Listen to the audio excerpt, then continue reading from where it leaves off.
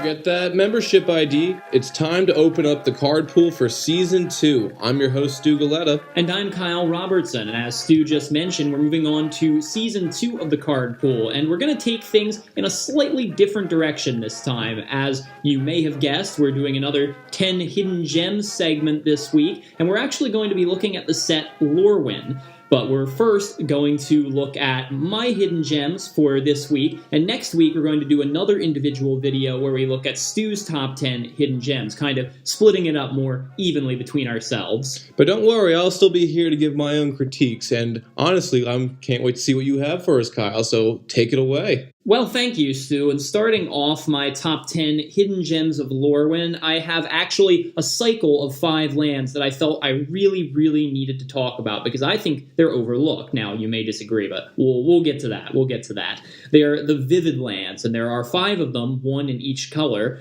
Vivid Grove, Vivid Crag, Vivid Creek, Vivid Marsh, and Vivid Meadow. They all have the same effect, which is they come into play tapped with 2 charge counters on them, and because there's 1 for each of the 5 colors, they each tap for that certain color of mana. However, they all have the same secondary effect as well, which is tap, remove a charge counter from the land, and add 1 mana of any color to your mana pool. I really like the Vivid lands, and like I said, I think they're very overlooked by a lot of players out there, especially budget players. Technically speaking, I believe they can be better than Guild Gates in the right decks, because they do tap for any color of mana, albeit only twice, but in a lot of cases they are almost better because you want access to all the colors of mana, and recent Commander rulings have made these cards that much better. Decks like Sin Triplets and Lazav decks and other kinds of decks that like to steal other people's things, I guess Thada Adel could be in there as well, and there's a lot of others too. They really like being able to access any kind of color of mana because it makes the cards you steal from other players possibly that much more relevant.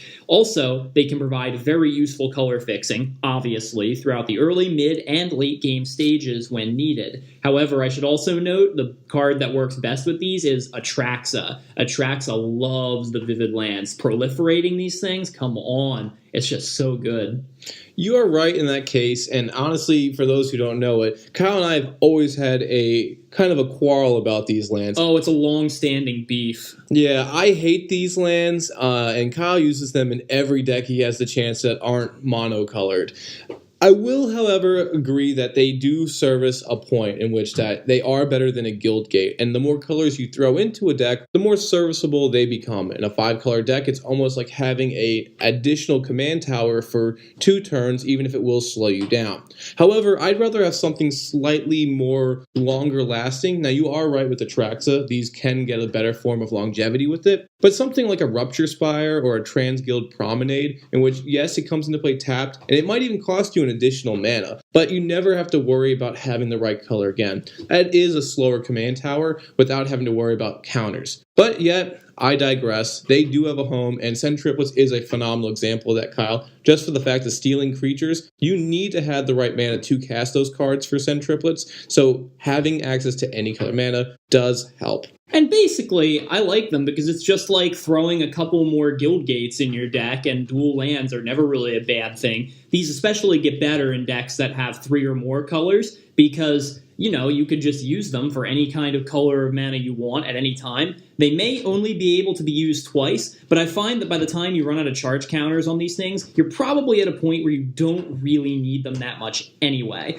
which I guess you could argue makes them kind of bad in the late game because you'd rather just have a land that comes into play untapped. And the only last thing that I'll say is usually in a deck that is using one of these, there's probably another to follow. So having these come out early game makes it so it's kind of a hindrance because you're behind with the mana cap. And having 2 or 3 Vivids out at the same time, you kind of get redundancy for like any color mana. Typically, you're only going to need one of them to produce it. But again, some decks need these, some decks would rather have something else. So it does depend on how you like to play, and yes, Kyle, I know you play these, so 100% they have their plays in Magic. But moving away from that and into number 9, Kyle, you mind if I take it? Go ahead, Stu. It is a black instant called Nameless Inversion. It costs 2 mana, a generic, and a black. for a tribal instant shapeshifter. You don't see those too often, but it has a changeling thing, which means that it can be considered every creature type at all times. Also, it reads, target creature gets +3 and -3 and loses all creature types until the end of turn. Kyle, why do you like this card? Well, there's a lot of reasons, Stu. I think this is just so cool. And while it may not be at home in my favorite format, which as we all know is Commander, I think it's actually really good in more competitive formats like Modern, for example, because of its +3, -3 ability, gets around indestructible abilities, which is very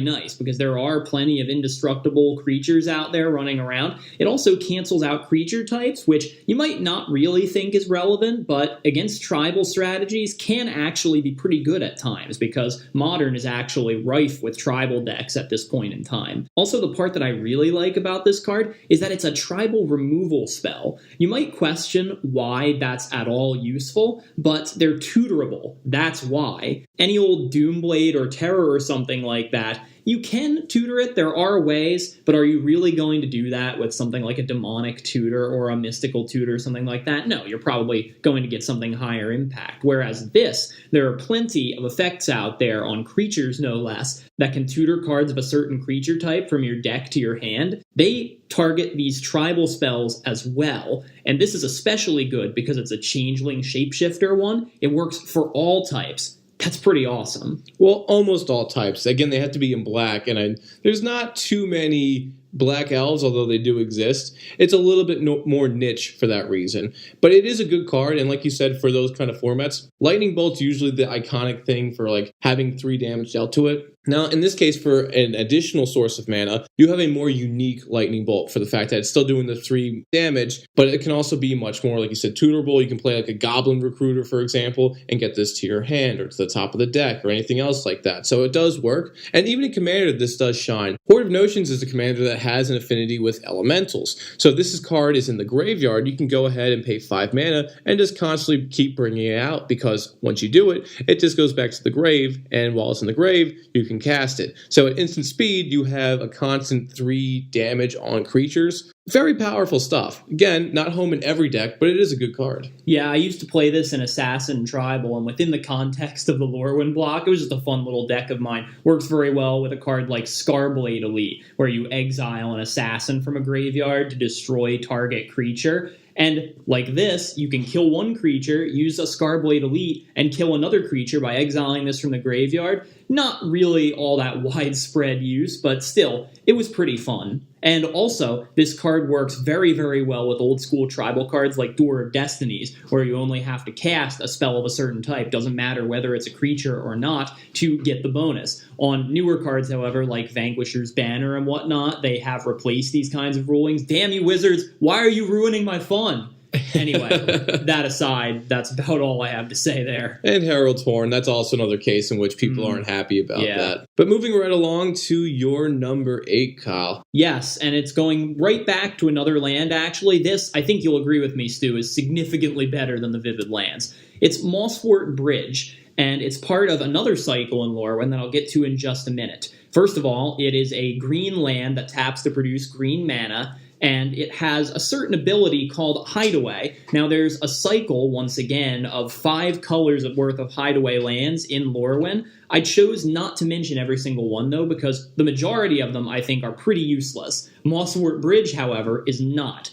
It has a Hideaway ability, which means when this land comes into play, it enters the battlefield tapped, and when it does, you look at the top 4 cards of your deck. You exile one of them face down, and then put the rest back on the bottom of your deck. How does that come into play, you ask? Well, look at the second ability here. You can tap 1 green, tap Mosswort Bridge, and you can play the exiled card without paying its mana cost as long as creatures you control have a total power of 10 or greater. Like I said, I think this is the best of the Hideaway lands. There are a couple, like the blue one and the black one, that are really total garbage in my opinion. Yeah. There's the red one that is somewhat decent, but getting 7 damage on a player in 1 turn is kind of a tall order a lot of the time. Even the white one, Windbrisk Heights, calls for only having 3 creatures attacking at the same time. Even that can be a little hard to swing sometimes.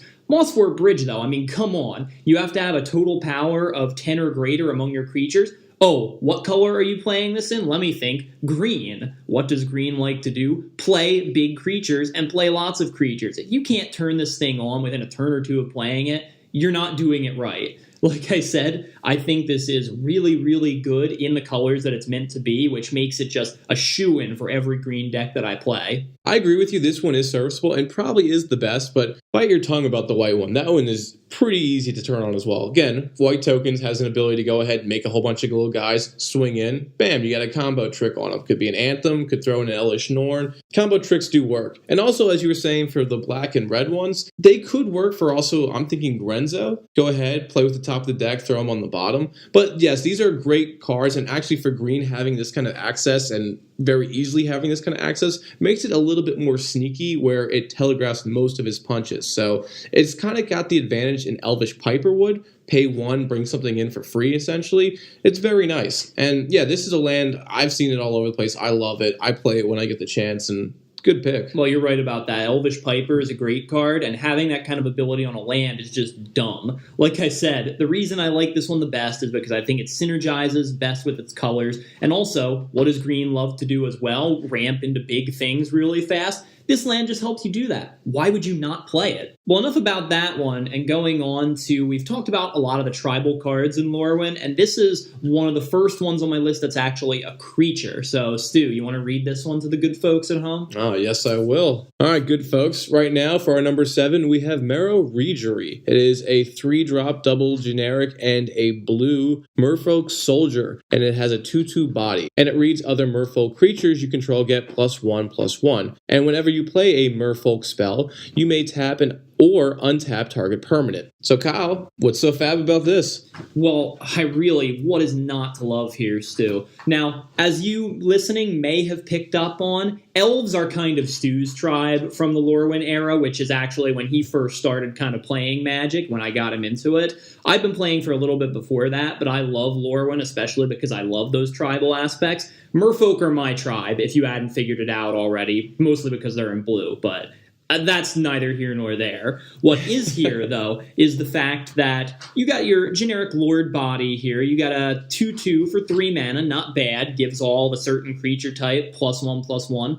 Pretty good. But that second ability, though, is just insane. There are a lot of great Lord creatures in Lorwyn, but this one, I think, just takes the cake. Because not only is it a great Merfolk card, but it can basically take down an opposing army either way, either offensively or defensively, single-handedly, as is shown by the fact that Merfolk Tribal is very much a thing in Modern and a lot of different flavors, and this card is a 4-of staple in it for good reason. You can tap down an opposing army just by playing your own army. That's awesome. So many Merfolk are discounted, are small to begin with. You can just throw them out there, get all kinds of crazy card advantage. I refer you to things like Silvergill Adept and Merfolk Branchwalker, for example. But the really insane part about this is that it says tap or untap target permanent. It doesn't say your opponent, it says any player. Just think about this. Play something like Silvergill Adept for 2 mana, untap one of your lands. You now have more mana to play additional Merfolk with, and just rinse and repeat. Especially if you're playing 1-drop Merfolk, you're basically playing them for free. So this Lord just takes the cake out of all of them in my book. Yeah, that's why I don't like Merfolks, Kyle. There is no reason for them to have this kind of power, especially in blue. I don't want them to have an army. But I will note that this also has a very strong ability, like you said, for being able to hit any permanent. And in Commander, one of the strongest control cards that we see that everyone groans about is Winter Orb. And Winter Orb is really strong for the fact that it just slows down the game to a snail's pace. However, if it's tapped, that no longer is the case. And usually those control decks have a way to tap it down, whether it's like Icy Manipulator or Pacifism Array or something like that. But now you have a creature that can continually do this. And again, if you have any kind of tribal instance, like a Merfolk or like we said before with Nameless Inversion, you can now do that on other people's turns. So when it comes to you, you're sitting safe, you're sitting pretty. So this is very scary for just being a little guy. Also, don't forget that this is in blue, because one of the best things that blue likes to do in order to keep its board position secure is to play counter spells.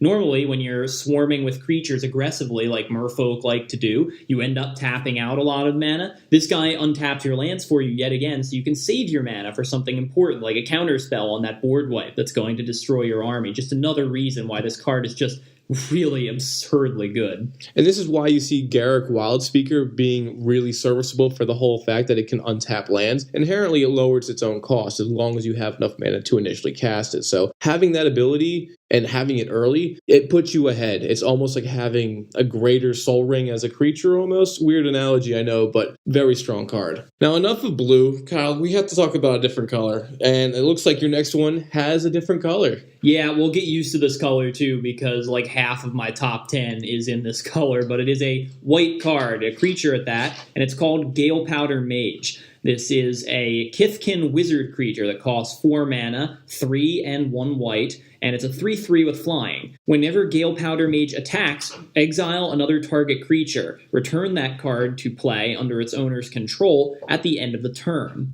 You may look at this card and say there's not a whole lot going on there because it may blink, but it is very slow because it requires attacking. I would, however, compare it to cards like Brago, for example. Brago, as we know, is an absurdly good commander, a very good card in general, that when it hits for combat damage can blink out any number of things you control. I would compare Gale Powder Mage to it. I'm not saying it's better, but I would compare it to that because, one, Brago is only good if it gets in for combat damage. Gale Powder Mage is probably never going to have that problem because, one, it has flying, and two, it can actually exile other people's creatures before it even does damage. So you can just exile whatever might be blocking you and swing through with it, or maybe even other creatures too. I also like the fact that it can blink out your own creatures too. Obviously, there is a lot of value in that, as decks like Brago have proven. It does require attacking for this to work, so you might argue that something like an Eldrazi Displacer might be better, but still, I love the kind of value that this card gives us, and on a pretty aggressive body too, which is why I bring it up. White is traditionally the color that cares about doing things during the combat step, and we see that with cards like Condemn, so being able to have nifty plays in that is very strong, especially with this. And like you said with Brago, that is the ideal place for this card to go in. But it could also work in something like a Rune deck in which blinking matters or something else like that. Personally, I would prefer an Eldrazi Displacer just to initially get the effect off right then and there. But if that's not the kind of card you want, or if it's a little pricey, I know its price has gone up since it was originally printed, this is serviceable. And again, attacking matters. So like Kythian Hero of Akros, that's one in which it is only able to transform with the attack. So being able to make it so that this can also go in and make it more aggressive with those kind of plays is something that is very serviceable to that kind of deck play. So yeah, this has a home in Magic, Kyle, for sure. Rune, Displacer, Mist Meadow Witch, there are a lot of creatures that have the same kind of effect. Do I think this is the best out of all of them? No, of course I don't. But do I think that it is a really good role player in those kind of decks? Absolutely. And I'm surprised that I really don't see more of this out there. Oh yeah. Well, and again, it's a little niche, but it does work. So take note. Absolutely. And I guess going on to actually a different color for now, in black is my next card. Number 5 on my list, and Stu, I know you play the heck out of this card, is Shriek Maw. Now, this is an elemental that costs 5 mana to play, 4 colorless and 1 black, and it's a 3/2 with Fear. And for those who don't remember what Fear was, Fear is the ability that it can't be blocked except by black creatures or artifact creatures. When Shriek Maw enters the battlefield, destroy target non-artifact, non-black creature. It also has the Evoke ability, so for 2 mana, you can actually play this card for that cost alone, but if you do, it's sacrificed as soon as it comes into play. However, note, you still do get that same effect. This is the first creature with Evoke that we've looked at, and it's kind of a recurring ability on a lot of the elementals from the Lorwyn block. It's a really, really great ability, as other cards we're going to talk about will attest to, but Shriek Maw is my personal favorite, because as you might have guessed, 2 mana, destroy something that's not black and not an artifact. Sounds strangely familiar, doesn't it? Yes. you'd be right, because that's terror. This is basically terror on a creature. And terror is a great card in and of itself. Slightly limited in the removal department, but still pretty darn good for only 2 mana. Shriek Maw may be played at just sorcery speed as opposed to instant speed, but the great thing about it is that 1, it's a creature, which is a lot easier to find, as we've already covered, and 2, it is a creature. It's terror on a body, because not only can you play it later in the game for 5 mana, kill something, and have a great evasive dude still sticking around, but also flashback to a card that you know I love, Bag Marauder. This is very, very similar, and in some cases even better, because it allows for pinpointed, targeted removal of something that you don't like, as opposed to just a generic sacrifice ability. Oh yeah, definitely. And like you were saying about terror, typically for those kind of cards in mono black, you see Doomblade, like we talked about before, terror, and usually when you start branching out of that, you start seeing cards like Reckless Spite. Now, these all have the condition in which they can only hit certain types of creatures. So this is something else that is kind of like this, but again, like you said, on a body, it's easy to recur from the grave. We are in black. It may not be a zombie, but it is still something that can come back with like a Phyrexian Reclamation. So you can keep getting continual value out of it. Tap 2, pay the evoke. Tap 2, get it back to your hand. Tap 2, pay the evoke. Tap 2, get out of your hand. This is something that can be a very simple, easy combo that can be hitting everyone on the board. And for just a little bit of mana, this is a very good card. I mean, I don't always see it on the field as a creature, but you can do that, especially if you need a body on the field. And what's yet another advantage of having a body is black effects like Grave Pact and Dictate of Erebos. Remember, with Evoke, you're sacrificing it as soon as it comes into play. You're going to get to destroy something, but also sacrifice triggers from those cards, other things like Mazarek Crawl Death Priest, even a lot of other ones too, will work. So it's a great combo with those too. I didn't even think of that, but now that you say that, yeah, I'm kind of reconsidering this card. This might even be worthy of being a little higher on your list, Kyle, with that in thought. Well, going on to actually another piece of removal that sits at number 4 on my list, this is where we get on that run of white, like I mentioned earlier. Number 4, as I said, is Austere Command. This is a 6 mana sorcery, 4 colorless, and double white. And like all of the command cycle here in Lorwyn, you can choose 2 of 4 different effects. For Austere Command, it's destroy all artifacts, destroy all enchantments, destroy all creatures with converted mana cost 3 or less, or destroy all creatures with converted mana cost 4 or greater. The reason Austere Command made my list is because I think really this is one of, if not the best board wipe in existence, simply because of the versatility it offers. Sure, at 6 mana, it's a little bit high costed, but the fact that it can be one-sided, like so many other cards that I love, Washout just being the primary example, is what gets me really high on this card. I mean, first off, you can get rid of all artifacts and all enchantments too, or just one or the other. Those are some really, really problem cards, and being able to just blanket get rid of all of them is great, as we see on cards like Vandal Blast and Tranquility, for example. And all in one card, that's great. The best part, though, is where it hits the creatures, because you can either destroy everything that costs 3 or less, or everything that's 4 or greater. You could just choose both modes and wipe out all creatures on the field, which is a perfectly acceptable option, or you could choose either one or the other and end up preserving your board state while hurting everybody else's. This is also very strong in white for the fact that it can hit artifacts and enchantments, like you said.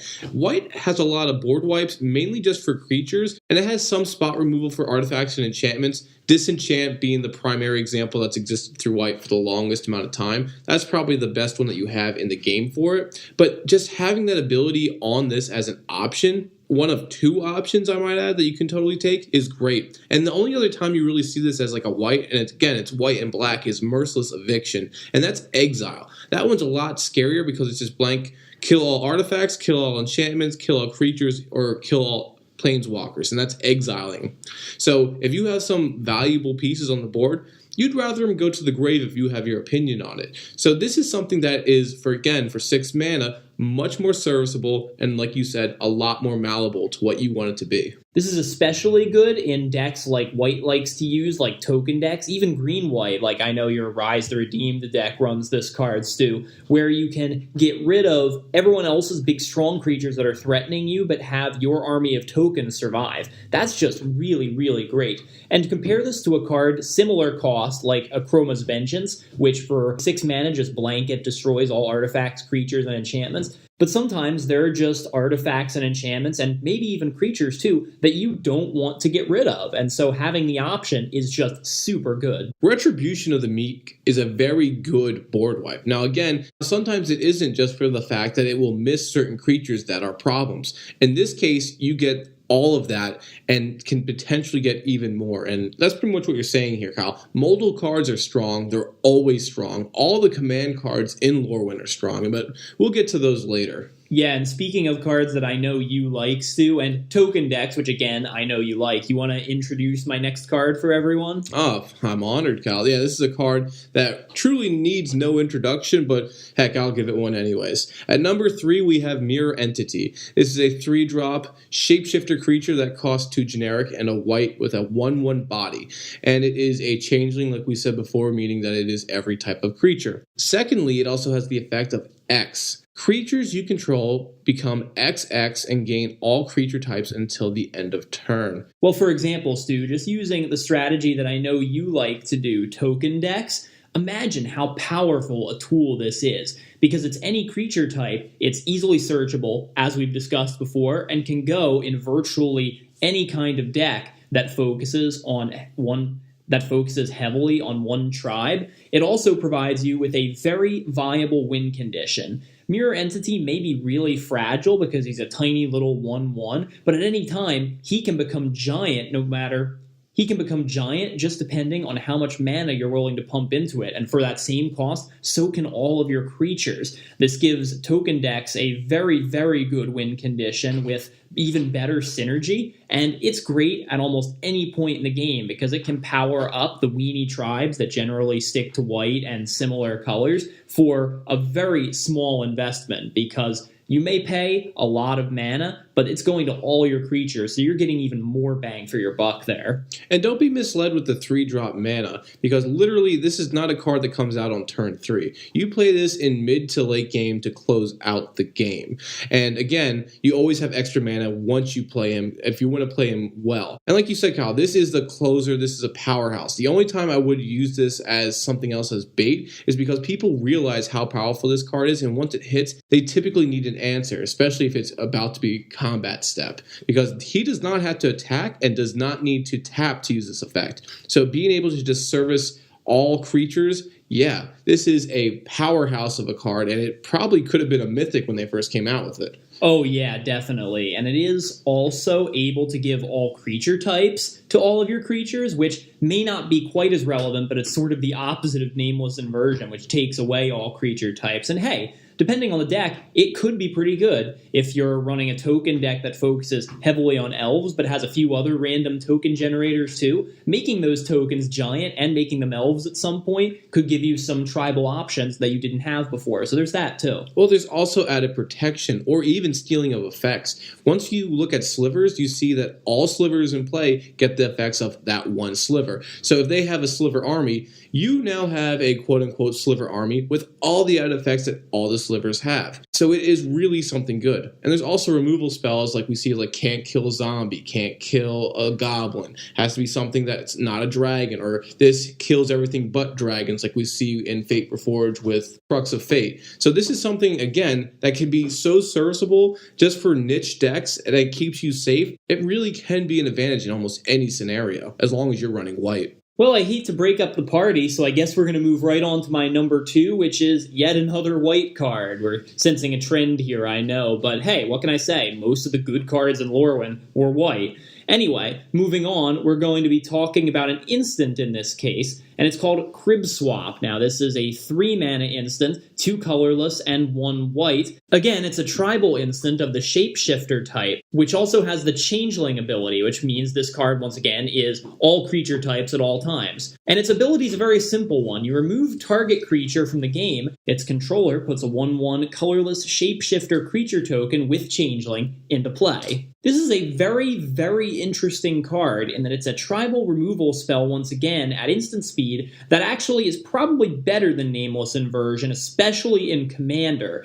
Exile, as we all know, is the best kind of removal, like Swords to Plowshares and Path to Exile have proven, but it's also kind of an interesting one in that it's not really that mean, because you're exchanging what could be a probably really, really good creature for a small 1/1 token with all creature types. It's not necessarily that great for somebody because, it's a 1/1, not really going to do too much, but it could be valid in certain tribal strategies because it is all creature types. That said, it's kind of a fun political card, and the exchanging with the tiny token to mitigate power is sort of similar to blue cards, for example, like Pongify and Rapid Hybridization, and it's actually a lot better than those anyway because those just destroy. So what do you think about this one, Stu?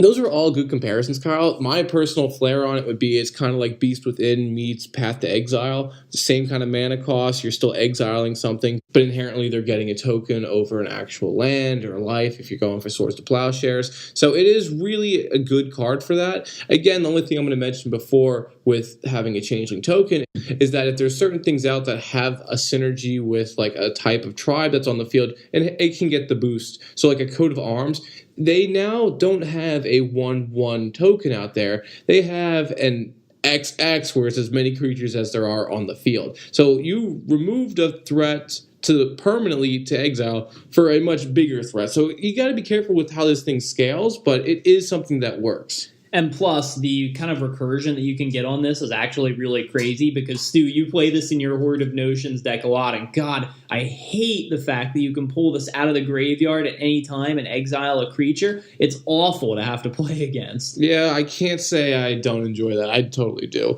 And again, having a repeatable sword is something that makes that deck really shine. So, but even outside of Horde, this is something that you could use as something else if you don't want to use Condemn, for example. This is, again, your personal flavor on how you want this to work, but it is something that can work. And also, you can use this on your own creatures. The one that really comes to mind is a commander that is an Esper, where it's a 1/1 creature. I cannot remember the name for the life of me or even really pronounce it the right way, but it just taps and steals a creature. So you can go ahead and exile it once you're done with it and get another token in addition to that. So this can also have a play on your own stuff. Again, timing specific for that, but it does exist. Yeah, and as we said, again, being all creature types and being tribal like this makes it searchable and tutorable and recurable in ways that most kinds of instant speed removal are really not. So just yet another point in this card's favor. And I just think it's so cool. The flavor of it especially is also very cool because if you kind of like that sort of lore, changelings were stealing babies from other races and leaving their own in their place, it's really kind of cool all around. I like this card. I think that's a little malicious right there, Kyle, but all right.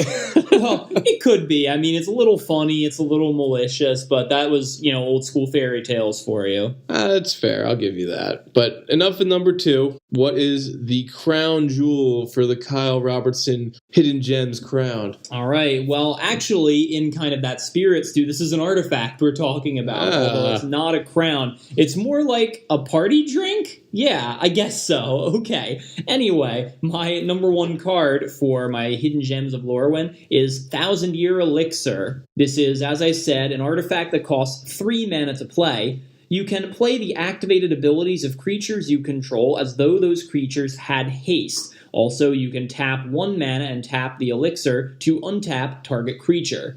This is just a great, great, great card in so many decks, and while this may not be a money card of Lorwyn, it is worth significantly more than you would expect the usual rare to be, because many people recognize its huge potential, which is that it single-handedly, pretty much, made commanders with tap abilities viable. Summoning Sickness has kind of always been the bane of commanders with tap abilities, from Urtai, Wizard Adept, who taps the counter target spell, to even Yisan, the Wanderer Bard, who can tap the tutor creatures out to the field. They're both really, really good, but there are others besides that can really get slowed down by this whole Summoning Sickness can't tap when they first enter the battlefield thing. 1,000-year Elixir in one card that is an artifact, mind you, and can be used in any deck you could possibly imagine, gets around that effect by making Summoning Sickness not a factor. Sure, those creatures can't attack, but if they have tap abilities, why would you even want them to?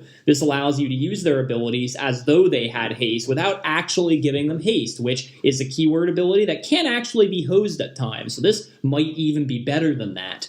This also allows you to untap a certain creature once usually, unless there's some fancy ways you have to untap 1,000-year Elixir itself, which can totally add value to those kind of decks and is just icing on the amazing cake that is this card. Yeah, you said a lot about this, and also one thing I will add is that the political plays that you can get out of this are really something to take note of as well. If you need someone to use a tap effect, but they've already utilized it on one card, Urtai was a great one that you brought up. If you needed something else to be countered, you can be like, hey, I'm untapping your commander, or I'm untapping your combo piece, or something else like that. Take advantage of this now, because I'm not going to give you another shot with this, or don't come at me, or don't attack me. So it really adds a big dynamic to the game, because it is something that can make it so you get all the advantages. Inherently, you can spread the wealth if you so incline it to be that way. And this just gets more and more broken, and like token decks, like we've already said, Cranko Mob Boss is something that just makes it astronomically ridiculous because it's just a free tap effect on him,